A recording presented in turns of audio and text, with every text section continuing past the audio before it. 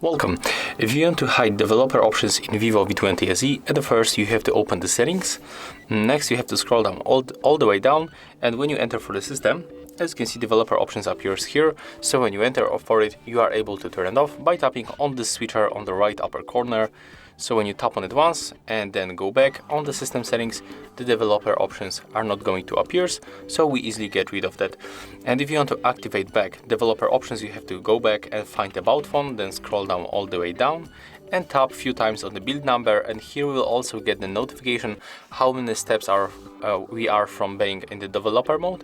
When we keep tapping, we will be able to input our currently log method, and after that we'll get the notification that we are in the developer mode. So take a look right now and go back. So if you find this video helpful, remember to leave a like, comment and of course subscribe to our channel.